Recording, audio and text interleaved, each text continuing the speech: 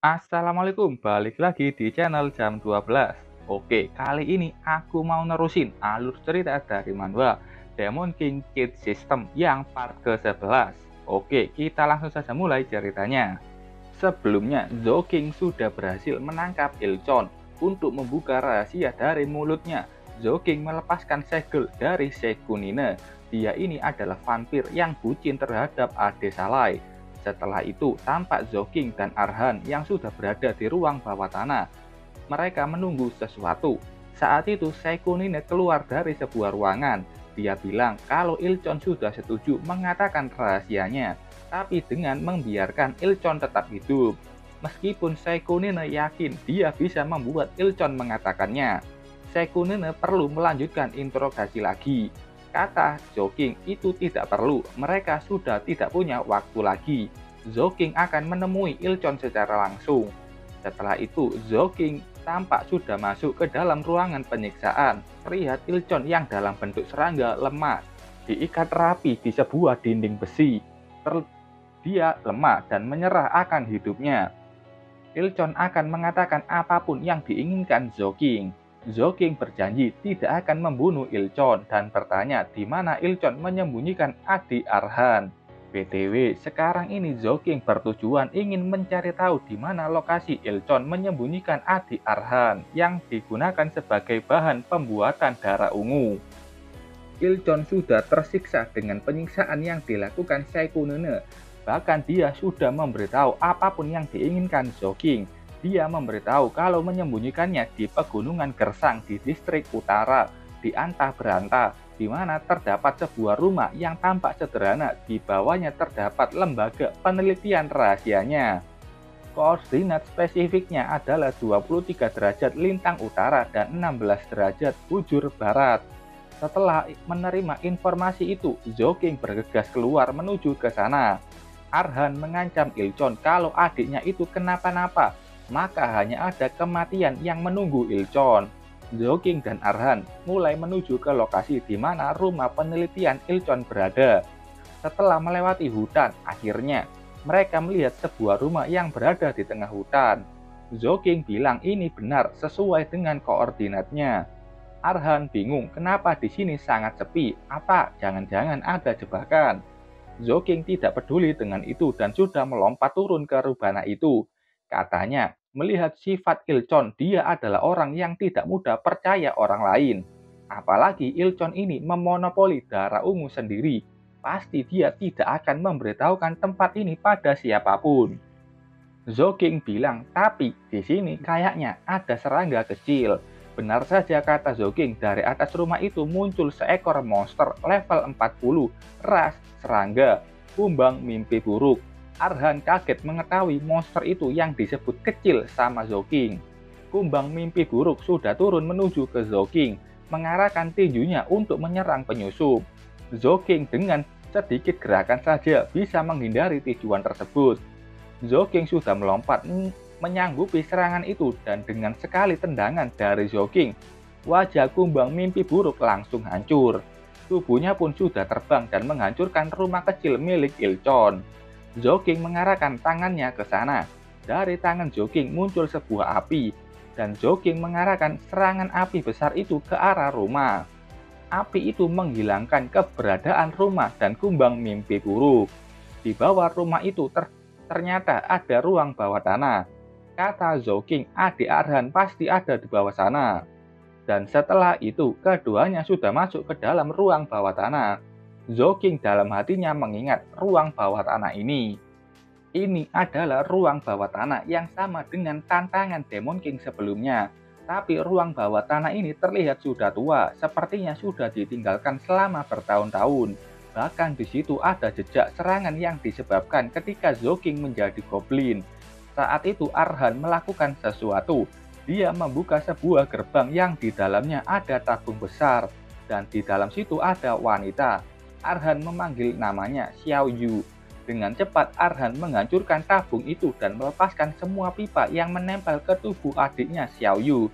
Kata Joking, walaupun dia terlihat lemah, lukanya sudah mulai sembuh dan akan sembuh dengan sendirinya.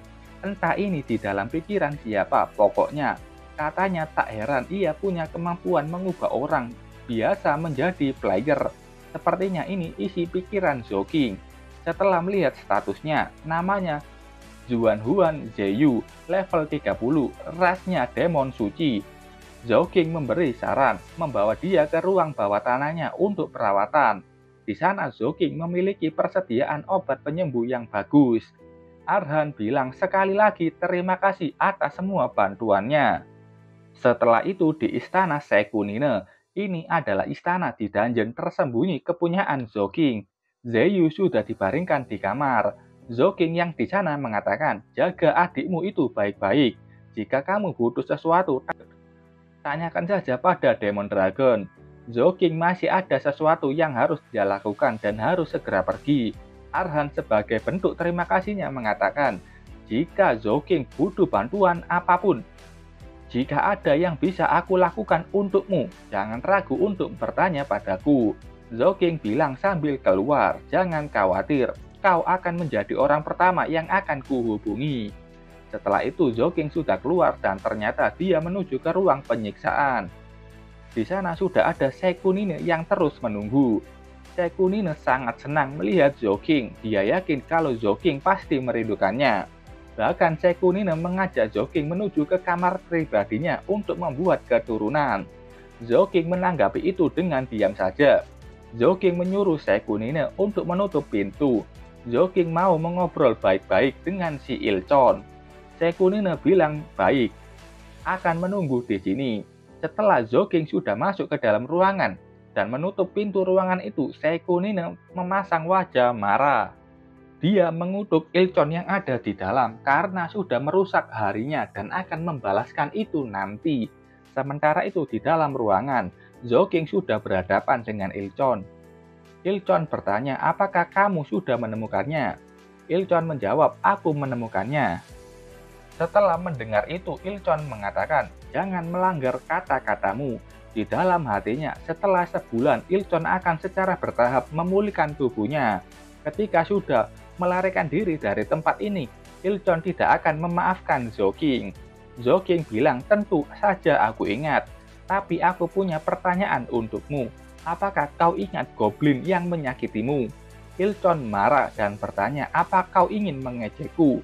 Zhou mengelak dan hanya ingin tahu kapan Ilchon bertemu dengannya. Kata Ilchon itu sudah berlalu 10 tahun yang lalu dan tidak ingin membicarakannya. Zhou sangat kaget kalau itu sudah terjadi 10 tahun yang lalu. Padahal dia melakukan tantangan Demon King itu hanya seminggu yang lalu. Jadi tantangan ini tidak hanya melibatkan ruang, tapi juga waktu. Zhou sudah selesai bertanya dan katanya, dia sudah janji tidak akan membunuh Ilchon. Ilchon bilang Zhou harus menepati janjinya itu. Zhou meneruskan, tentu saja itu kecuali kalau Ilchon memintanya untuk membunuhnya. Ilchon panik dan bertanya apa yang akan dilakukan Zhou. Zhou bilang, masuklah. Pintu itu terbuka dan yang masuk tentu saja Sekunine. Zhou bilang, Ilchon ada di tanganmu sekarang. Terserah mau diapain aja, pokoknya jangan membunuhnya. Beritahu aku kalau dia ingin mati. Sekunine menjawab itu dengan senang, jangan khawatir Tuan Adesalai. Aku akan sangat berhati-hati sambil menatap tajam ke Ilchon. Sementara itu di kediaman Miyamoto, terlihat Nana yang sudah bangun dari tidurnya sambil memikirkan, kenapa waktu itu Adesalai tidak langsung membunuhnya dan malah dibiarkan. Saat itu pintu kamarnya diketuk. Nana menyuruh orang itu untuk masuk. Yang masuk ternyata Zhou sambil membawa keranjang buah. Dia bertanya bagaimana pemulihan Nana. Nana menjawab itu bagus dan sudah tahu kalau Zhou yang menyelamatkannya dan tidak peduli keselamatannya sendiri waktu itu. Dalam hati Nana, dia tahu kalau Zhou ini peduli kepadanya. Zhou duduk di sampingnya dan mengatakan Paman Liu sudah membantunya juga, jadi bagaimana dia tidak menyelamatkan Nana. Dia menyuruh Nana untuk istirahat dan segera pulih. Zhou juga bertanya, Adesalai pergi saat Zhou sampai di sana. Apa Nana tahu siapa dia? Zhou di sini mau menguji Nana, apakah dia tahu Zhou itu Adesalai? Nana menjawab itu bisa jadi Zueting dari kelompok God Dragon. Nana tidak yakin karena wajahnya tertutup topeng, dan Nana juga merasakan sesuatu yang aneh. Zhou menanggapi itu sambil mengatakan kalau itu sudah diduga karena wajah Zueting terpampang di kota dan sedang dicari asosiasi. Zhou yakin kalau Nana tidak mengenalinya sebagai adik Salai. Saat itu ada suara dari luar mengatakan jangan lari, hentikan itu, tidak baik. Kata Zhou di luar pasti adiknya Xiao Xiao.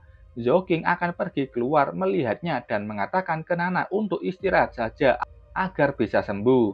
Setelah itu Zhou sudah berada di luar, tapi dia tidak melihat adanya Xiao Xiao di luar.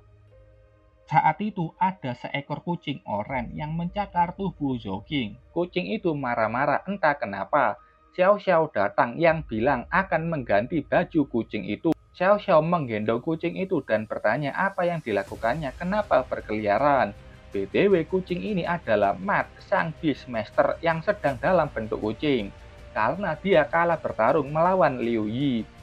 Zhou yang melihat kucing itu bingung kenapa adiknya ini menamainya seperti anjing, dan sangat kaget saat melihat status kucing itu. Itu Matt, levelnya tanda tanya yang artinya lebih dari 90. Awakening Beast King. Matt menoleh tajam ke Zhou seperti bicara satu sama lain. Setelah itu Zhou dengan tergesa-gesa mengambil Matt dari adiknya.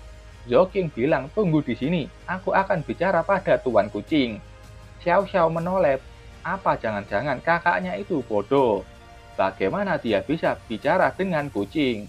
BTW di sini Xiao Xiao memanggil Matt dengan sebutan Rui Barbu. Setelahnya Zhou dan Matt pindah ke suatu taman. Matt ini sepertinya menghayati untuk menjadi kucing. Matt bilang di sini bukan untuk membalas Zhou, perihal anak buahnya yang sebelumnya dibunuh oleh Zhou. Kata Matt, dia sudah tahu perbuatan bawahannya itu dan dia pantas mendapatkannya. Zhou bertanya ke Matt, apakah kamu memiliki fetish khusus? Kata Matt, tidak. Liu Yi melukainya secara serius dan memaksanya berubah menjadi kucing untuk bisa kabur. Secara tidak sengaja, Matt sampai di sini. Berkat itu, Xiao Xiao menyelamatkan hidupnya. Kata Matt, ini benar-benar fetish khusus baginya. Sambil melompat seperti kucing, karena Zhou yang menggodanya memakai mainan. Yang Matt cari adalah alam dan kebebasan. Matt ini sangat cinta dan sangat suka hewan. Zhou bertanya siapa yang membuatmu menjadi seperti ini. Itu Liu Yi, tapi dia bukan yang hebat. Liu Yi memang punya keterampilan yang bagus, tapi Liu Yi juga punya sesuatu yang seharusnya manusia tidak punya. Zhou tidak menyangka itu dia, dan itu sia-sia saja.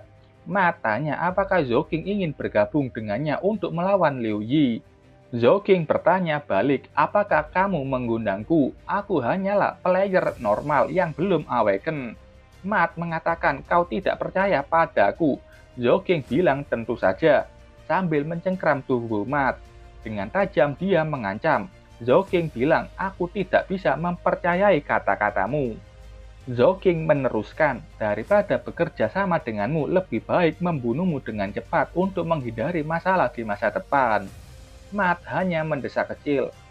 Katanya, jika aku adalah musuhmu, aku seharusnya dikelilingi oleh mereka saat ini. Benar bukan, Ade Salai?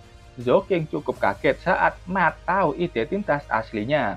Dia bertanya bagaimana Matt mengetahuinya. Matt bilang itu sangat jelas dari baunya. Zhou punya bau busuk serangga itu. Sepertinya di sini Matt merajuk ke Ilchon. Dengan informasi mengenai kekacauan sebelumnya, Matt menyimpulkan kalau Zhou itu adalah Ade Salai. Sementara itu di gedung tinggi dengan lambang huruf C. Aku nggak tahu ini gedung apa. Di dalamnya ada sebuah pertemuan para Awaken dan ada 6 orang duduk di kursi samping. Ada juga 1 orang yang di tengah. Kata orang ini, dia sudah mendengar detail masalahnya dari saudari perempuannya. Namun, Presiden Asosiasi saat ini sedang pergi dalam ekspedisi dan masih belum bisa kembali. Wanita ini adalah wakil Presiden Asosiasi Player. namanya Fujiwara Go, level 120, skill Shadow of Death. Dari namanya saja dan apa yang dia bilang, dia ini saudarinya Fujiwara Barley. Fujiwara Go bilang, sudah meminta bantuan dari 2 player terbaik untuk membantu mengikuti jejak Sweating. Mereka itu presiden dari guild Hall of Heroes, namanya Cruise, dan salah satu player Awaken paling terkenal dalam beberapa tahun terakhir, tiran anjing Cao Zuan. Zhang Hao berbicara, katanya tidak ada gunanya memiliki mereka di sini, terlebih lagi dengan Hall of Heroes yang kasar. Zhang Hao bertanya bagaimana mereka bisa ditugaskan untuk menjaga dungeon Adesalai. Apakah mereka tidak membiarkan salah satu demon melarikan diri? Zhang Hao juga memberi saran atau bertanya, mengapa bukankah kita pergi ke perbatasan utara dan mencari player Dakovsky, player yang akan membantu kita? Di sini Zhang Hao terus saja mengomel. Kali ini dia omelannya ditunjukkan ke Liu Yi. Liu Yi bertarung secara rahasia dengan Mat pada saat kebangkitan Adesalai. Paling parahnya lagi, Mat yang terluka parah saat itu berhasil kabur dan bersembunyi entah di mana. Liu Yi tampak hanya bisa diam dan pundung. Dia meminta maaf dan semua ini memang salahnya. Saat itu ada suara dari Li Zuyi yang bilang kalau Liu Yi itu paling bodoh di sini. Liu Yi sangat marah dan keduanya ini sempat adu mulut sebentar sampai tidak tahan dengan ocehan keduanya. Zhang Hao menghentikannya. Kedua Awaken ini langsung terdiam melihat ancaman Zhang Hao. Sekarang bukan waktunya untuk bertarung. Zhang Hao melanjutkan. Menurut juru lelang, dungeon itu tiba-tiba muncul di ruang lelang dan kemudian menghilang begitu saja. Zhang Hao mengira ini ada hubungannya dengan dungeon tersebut dan dungeon itu pasti milik Adesalai. Dengan marah, Zhang Hao menyuruh kirim pesan ke semua player yang sedang mencari dungeon. Beritahu Zhang Hao ketika mereka menemukan dungeon itu, Zhang Hao sudah menyimpan kemampuan Zoyi. Tapi kata Zhang Hao, kemampuan ini hanya bisa digunakan sekali. Dan kali ini Zhang Hao mau membunuh Adesalai sendiri dengan tangannya. BTW aku nggak tahu teknik apa itu Zoyi. Sementara itu di kediaman Miyamoto terlihat Zhou yang masih mengobrol dengan Mat. Mat bilang informasi miliknya tidak akan mengancam Zhou. Musuh dari musuh Mat adalah temannya. Mat juga sudah jijik dengan peringai dari Liu Yi. Mat juga tahu kalau dalam bentuk kucing ini dia bukan tandingan dari Zhou. Mat sekarang hidupnya bergantung ke Zhou. Zhou bilang ke Mat kalau dia akan membelikannya catnip. Mat terkejut dengan perkataan Zhou. Saat itu Zhou melihat adiknya Xiao Xiao yang masih menunggu. Zhou mengangkat tubuh Mat. Kata Zhou sudah selesai bicara dengan Rui Barbu. Xiao Xiao bisa merawatnya. Xiao Xiao sangat senang dan bilang akan merawatnya dengan baik dan memberinya makanan kucing terbaik. Dalam hati Mat, jangan lupa beli catnip juga. Xiao Xiao yang dengan tenang bilang akan membawa Rui Barbu ke rumah sakit hewan untuk melakukan kebiri atau sterilisasi. Mat sangat kaget dan sangat panik. Dia tidak tahu kenapa anak kecil ini begitu jahat. Zhou yang mengetahui perihal itu memberitahu adiknya kalau sterilisasi itu tidak diperlukan. Saat itu handphone Zhou berbunyi. Zhou melihat apa yang muncul dan kaget dengan berita yang dia baca. Itu pemberitahuan dari asosiasi. Asosiasi akan memberikan hadiah untuk dungeon Boneyard kalau ada player yang menemukannya dan melaporkan itu langsung ke asosiasi, maka asosiasi akan memberikan hadiah yang melimpah. Zhou yang melihat itu mulai berpikir, apakah asosiasi menawarkan hadiah ini untuk dungeon miliknya? Apakah mereka sudah menemukan hubungan dungeon itu dengan Adesalai? Zhou memutuskan akan pergi ke dalam dungeon Boneyard-nya, memeriksanya dan mengubah lokasi portal ke lokasi yang lebih terpencil. Zhou bilang ke adiknya kalau dia ada sesuatu yang perlu dilakukan dan berpamitan mau pergi dulu. Xiao Xiao paham, dia juga memberitahu kakaknya kalau baju Zhou sudah robek karena cakaran Rui Barbu. Lebih baik ganti saja. Zhou juga melihat bajunya yang memang sobek dan sepertinya dia akan ganti baju dulu sebelum menuju ke dungeon. Sementara itu di lokasi portal dungeon Boneyard, di depan portal itu terlihat sudah banyak player yang ingin masuk ke dalam. Zhou sudah ganti baju yang lebih keren, dan dalam hatinya dia kesal melihat kalau dungeonnya sudah ditemukan player. Tapi sepertinya player itu tidak segera memberitahukan ke asosiasi. Zhou melihat dengan teliti player itu yang rata-rata level 50. Zhou akan kerepotan kalau menghadapi mereka sendirian. Saat lagi enak mengobrol dengan player lainnya, saat itu Zhou mendekati mereka. Dia bilang, "Halo, bukannya itu dungeon Boneyard yang diberikan hadiah kalau diberitahukan ke asosiasi?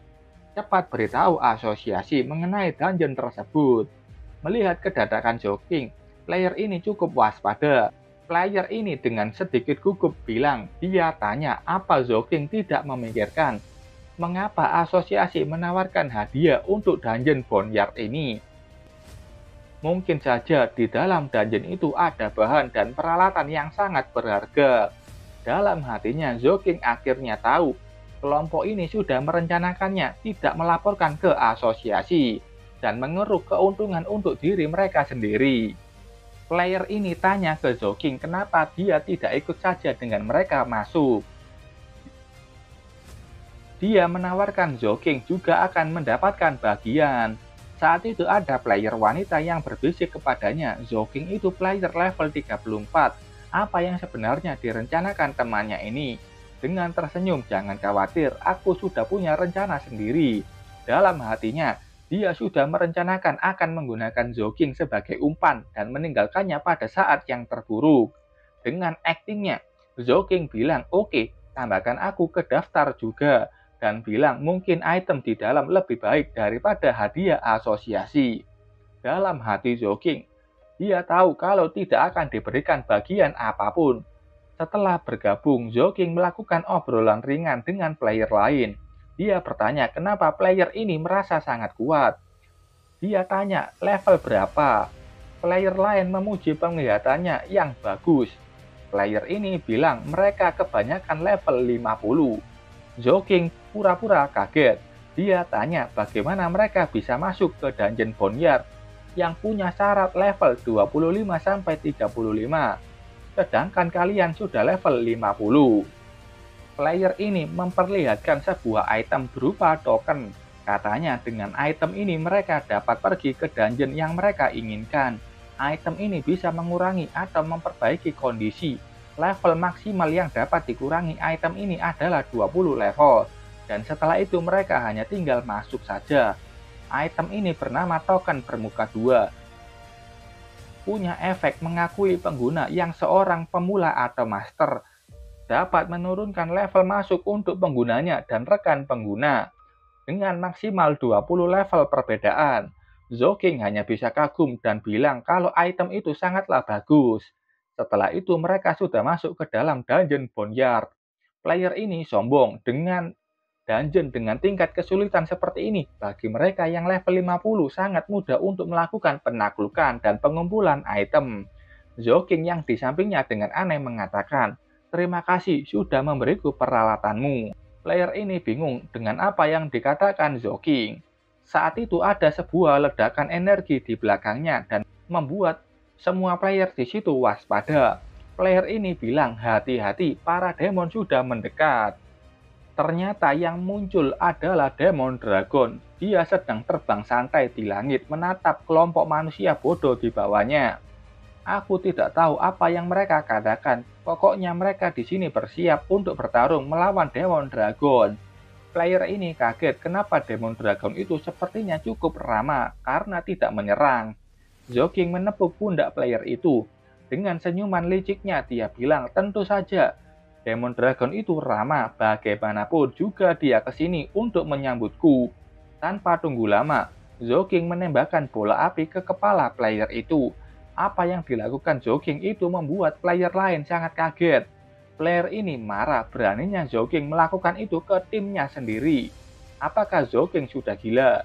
Dia juga sudah bersiap dengan skillnya. Demon Dragon memandang tajam player itu dan dengan sangat cepat, Demon Dragon sudah membantai semua player yang ada di sana. XP mulai mengalir ke tubuh Zhou-King.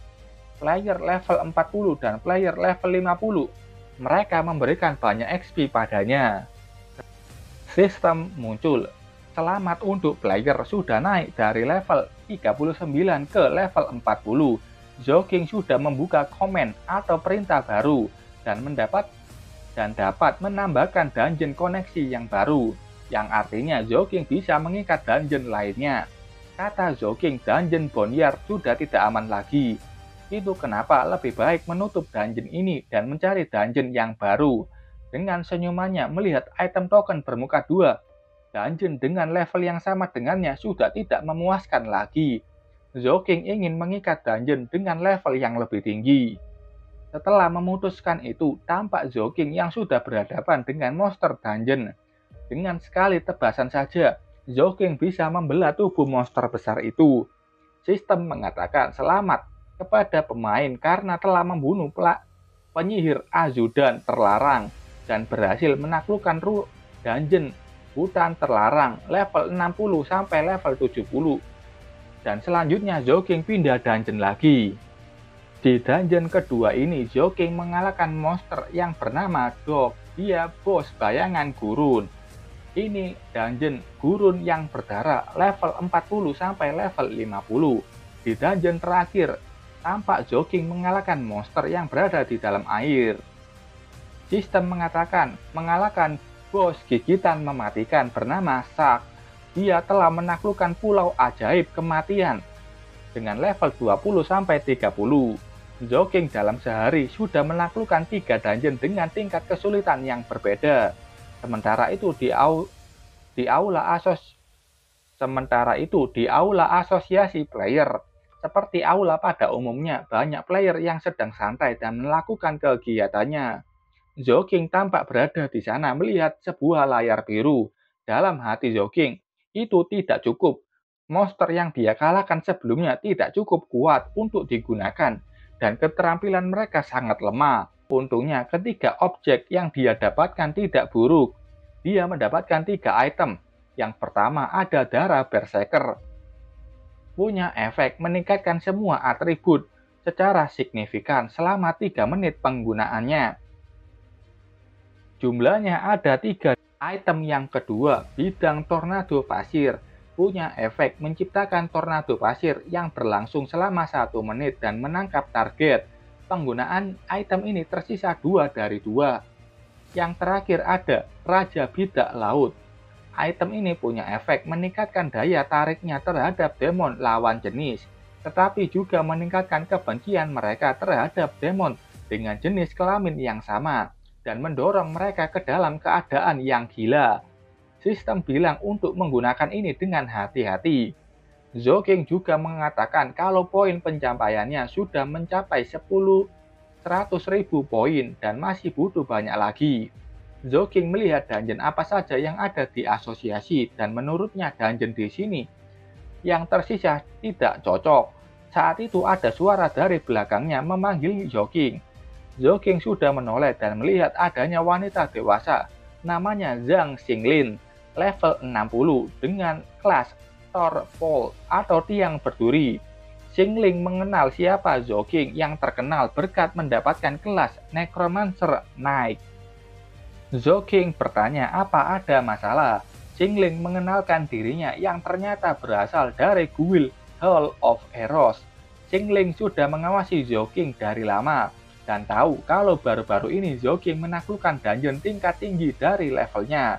Xingling tanya, tidakkah menurut Zhou-King dungeon di asosiasi ini tidak cukup? Zhou-King bertanya, apa maksudmu dan langsung saja jangan buang waktuku.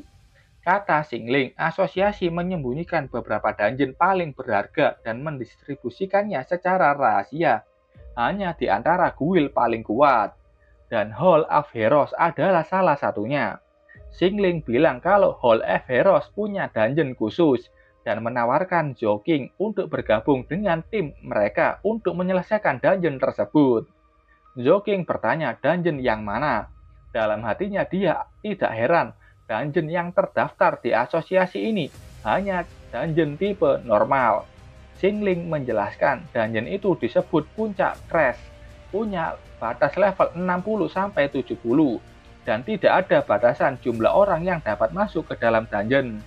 Xingling terus memberikan informasi pada Zhou. Asosiasi mengevaluasi fluktuasi energi yang dihasilkan oleh dungeon. Dungeon tipe epic semakin tinggi peringkatnya, maka semakin langka pula item dan equipment yang akan dia dapatkan. Zhou bilang kalau itu punya level yang terlalu tinggi. Zhou ini hanya level 40 dan tidak akan bisa masuk ke dalamnya. Puncak crash, Zhou berpikir apakah itu mungkin bos dari dungeon. Zhou harus tenang agar terlihat tidak mudah dibujuk. Xingling menjawab dengan tenang kalau dia sudah mengamati Zhou yang menaklukkan dungeon tingkat atas sebelumnya. Jadi dia tahu kalau Zhou ini punya cara untuk mengubah batas level dan masuk ke dalam dungeon level atas. Zhou menjawab, sepertinya kelompokmu sudah lama memperhatikanku dan membuatku penasaran. Xingling senang dengan jawaban itu. Dia mengajak Zhou ikut dengannya menuju ke markas Hall of Heroes. Katanya presiden guildnya juga sudah menunggu Zhou. Setelah itu tampak mereka sudah berada di markas pusat Hall of Heroes yang punya kemewahan di bangunan. Di jalan, Xingling menjelaskan kalau markas besar Hall of Heroes mewah karena guild mereka ini adalah guild utama terkuat kedua di dunia, sementara dikalahkan oleh guild Gereja Suci yang dibentuk oleh Zhang Hao. Hall of Heroes punya jumlah anggota yang terbanyak. Mereka mencari Zhou karena mengenali kekuatannya dan ingin Zhou bergabung dengan Hall of Heroes. Mereka butuh Zhou untuk mengubah batas level. Dalam hati Zhou setelah mendengarkan guild Zhang Hao, dia menyebut kalau itu tempat pengumpulan sampah. Saat itu Xingling melihat ke depan pintu markas dan melihat ada 3 bayangan, dan itu berasal salah satunya dari Presiden Hall of Heroes. Datang seorang pria tinggi dengan rambut abu-abu menyapa Zhou. Katanya dia sudah banyak mendengar mengenai Zhou dan bertanya apakah Zhou puas sudah melihat markas Hall of Heroes. Namanya Kruse, level 90 dengan kelas prajurit guntur. Zhou menjawabnya, ini lumayan. Tapi ini lebih kecil daripada rumah leluhurku. Kruse menjawab itu, bilang kalau Zhou ini sungguh lucu. Padahal itu beneran, karena Zhou ini Demon King tentu saja punya istana yang lebih megah. Kruse memperkenalkan dirinya sebagai Presiden Hall of Heroes. Dia juga memperkenalkan Wakil Presiden Hall of Heroes, namanya Rine. Sebelumnya dia dari guild God Dragon milik Liu Yi, tapi karena suatu insiden, Rine terluka parah dan meninggalkan God Dragon untuk bergabung dengan Hall of Heroes. Rine punya kelas Dragon Slayer level 120. Setelah itu dia juga memperkenalkan Black, kapten tim penyerang guild. Dia punya banyak pengalaman dan dengan timnya, dia belum ada korban jiwa saat berada di dalam dungeon. Black kelas Guardian level 75. Zhou bilang level dari Rine terlalu tinggi dan item token bermuka 2 hanya bisa mengurangi atau mengubah level 20. Dalam pikiran Zhou, Rine ini adalah mantan wakil presiden dari guild God Dragon. Dia juga mantan orang kedua dari Liu Yi. Selain punya level yang tinggi, Rine bukanlah pemimpin dari guild Hall of Heroes. Kruse mengatakan itu sudah cukup. Dia juga menjelaskan kalau Rine sudah cukup tua dan tidak akan terlibat dalam penaklukan kali ini. Dan Kruse saat ini yang menjadi pemimpin utama di guild Hall of Heroes. Black saat itu bicara, katanya apakah Kruse yakin ingin Black membawa player level 40 ini untuk menuju ke dalam dungeon. Bukannya itu akan sia-sia.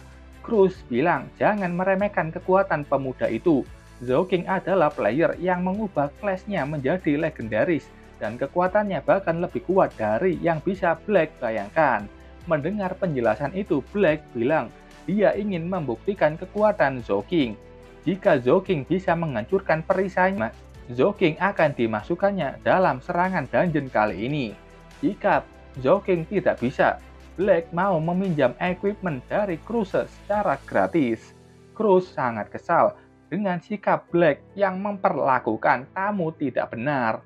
Katanya tidak akan ada orang yang bisa menghancurkan perisai dari Black. Black dengan sombongnya bilang, aku tidak memaksanya. Itu tergantung padanya apakah dia mau menerima tantanganku atau tidak. Zhou tersenyum. Dia menanggapi tantangan itu dengan menjawab menerimanya.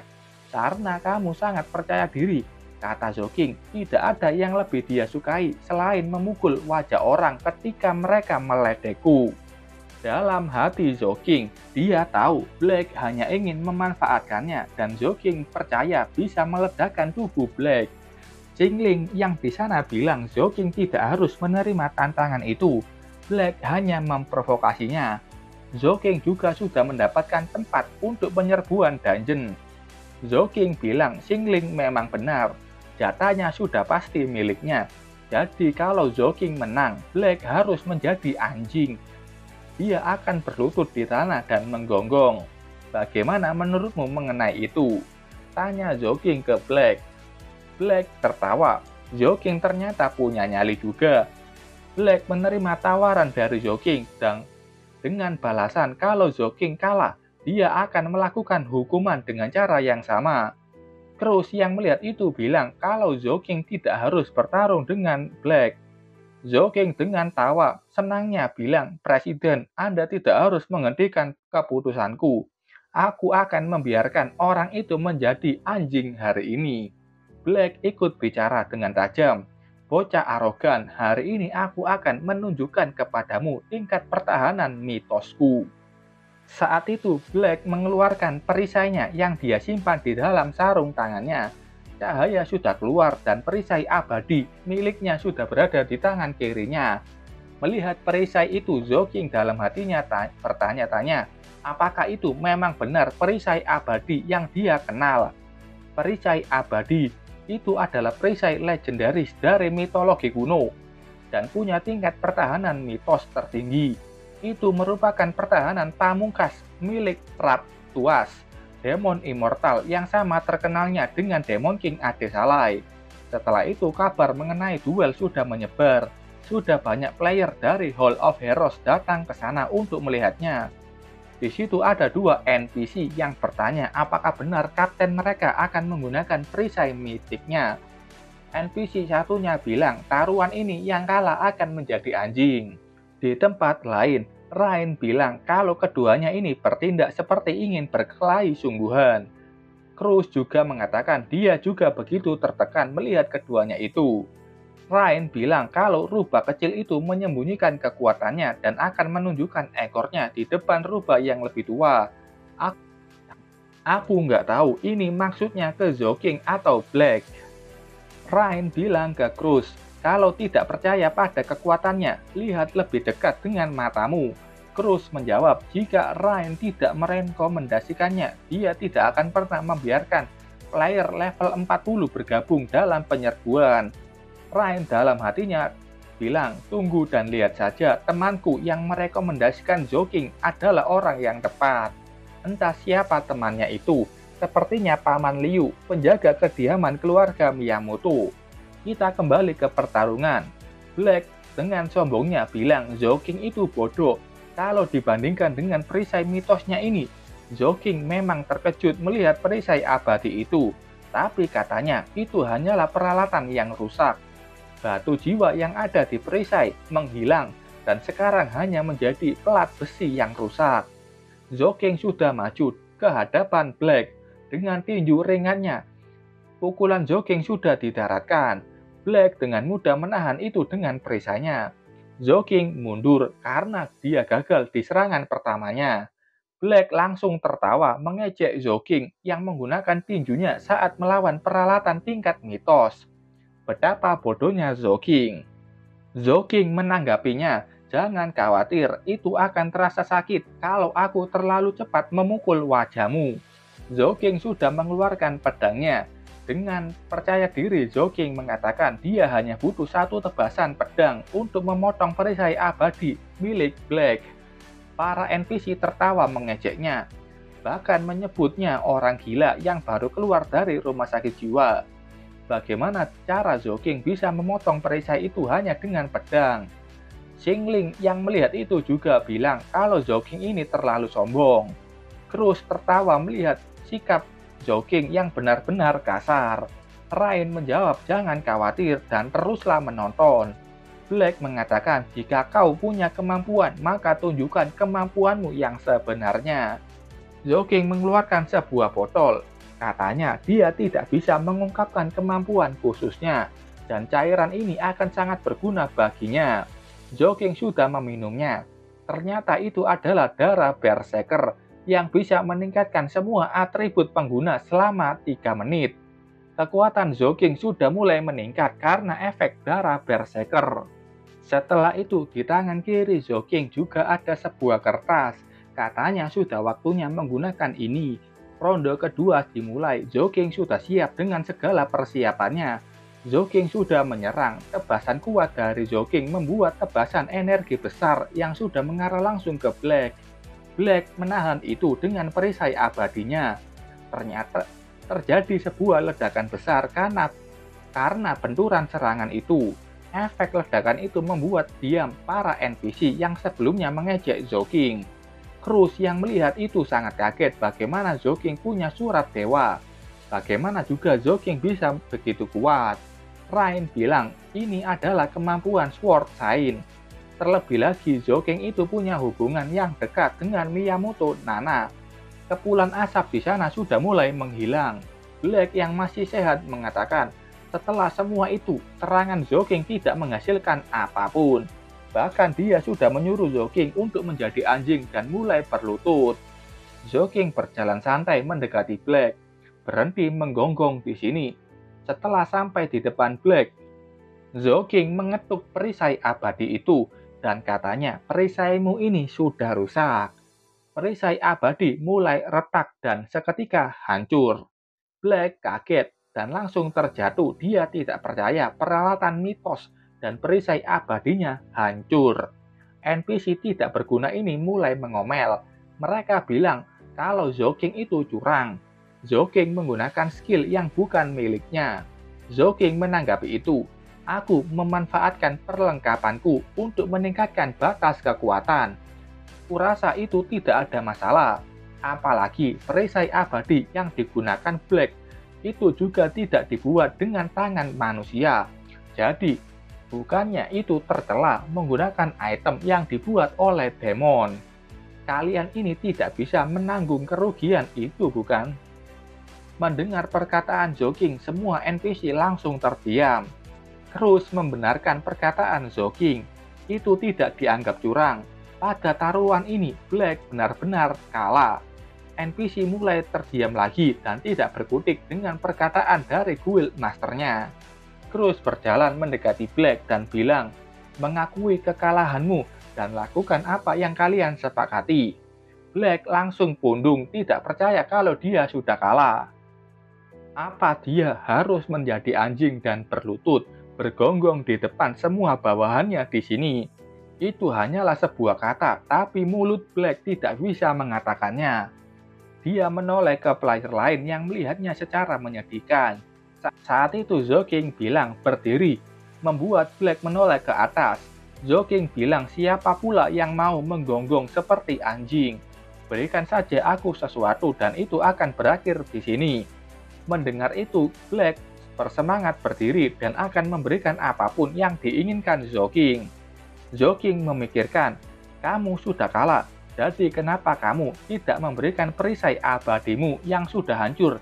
Dengan itu Zhou bisa menyelamatkan muka Black. Mendengar tawaran itu, Black begitu senang dan memeluk Zhou. Peralatan mitosnya itu sudah rusak dan dia yakin tidak akan bisa diperbaiki. Dan tidak ada bedanya dengan baja 2. Zhou mencoba melepaskan Black dari tubuhnya. Zhou tahu kalau Black ini punya sifat peduli pada sesamanya. Karena dia punya riwayat 0 kematian saat melakukan Red Dungeon. Dan itu membuktikan kalau dia bagus untuk menjadi alatnya. Cara ini juga bagus untuk mendapatkan orang dan meningkatkan reputasi Zhou di antara player. Black bilang sangat senang dengan kemurahan hati Zhou. Sistem muncul memberi selamat sudah mendapatkan peralatan mitos, perisai abadi. Ini hanya fragmennya saja.